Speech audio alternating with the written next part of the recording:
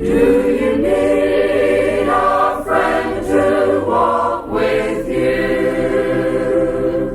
as you travel on your way? Then you need to know my Savior. Let him be your friend today.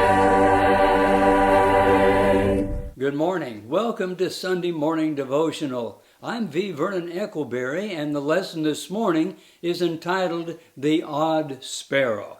And the scriptures are found in Matthew chapter 10, beginning at verse 28.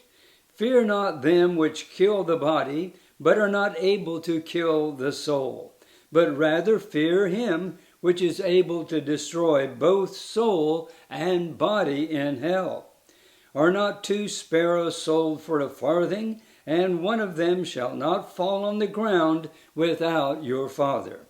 But the very hairs on your head are numbered. Fear ye not, therefore, ye are of more value than many sparrows. The subject here is fear. So let's look first of all at the topic of fear. That's what Jesus is teaching about in this passage. You know what Adam's first words to God were in the Garden of Eden? They were, I heard thy voice in the garden, and I was afraid. Fear can make us miserable. Fear can become a habit. Fear is not from God. As Paul writes in 1 Timothy 1:7, God hath not given us the spirit of fear, but of power and of love and of a sound mind. So let's look then, secondly, at sparrows, especially the odd sparrow. These birds are numerous, and they're thought of as troublesome and a nuisance in the Middle East. They're cheap and often even used for food in the Holy Land.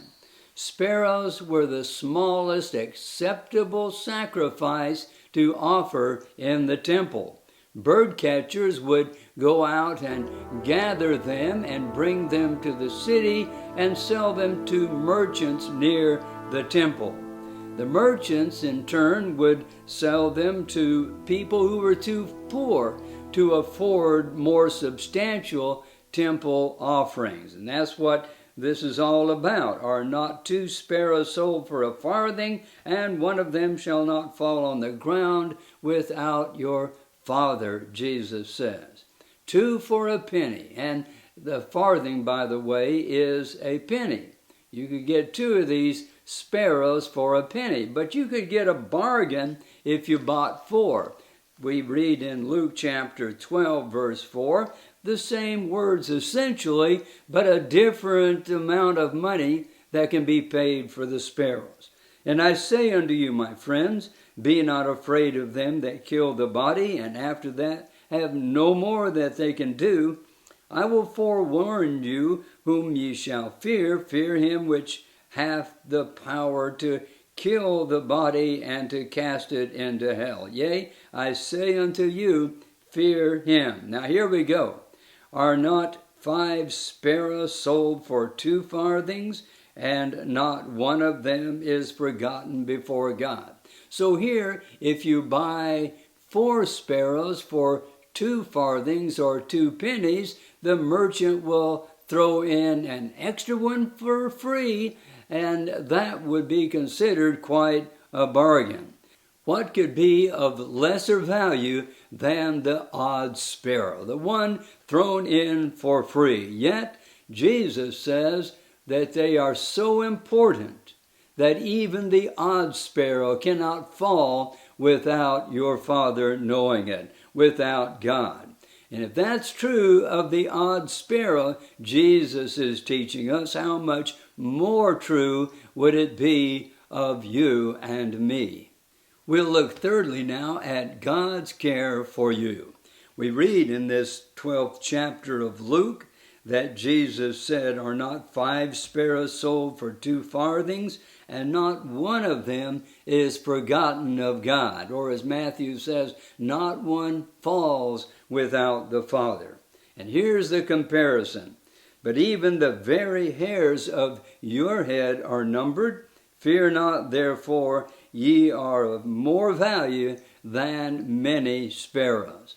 David was afraid of his enemies and confessed in Psalm 102:7, "I lie awake and am like a lonely sparrow on the housetop." But God has something better for his people. He knows you so intimately that the very number of hairs on your head are numbered.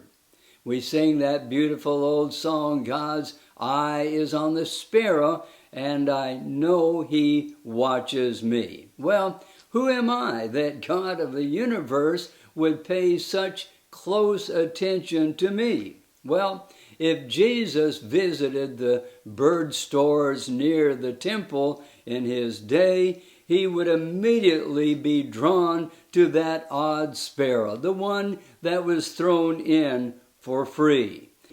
And he would purchase that sparrow and pay more for it than all of the others put together. And having paid such a price, he would take care of that sparrow and never let anything happen to it. And not one sparrow, as Matthew and Luke write, ever falls without the Father. And how much more so you and me? For you know that you were not redeemed from your vain way of life, inherited from your fathers with perishable things like silver or gold, but with the precious blood of Christ, as of a lamb without blemish and without spot. Jesus loves the odd sparrow, and Jesus loves you. Now may God be with you till we meet again. Do you need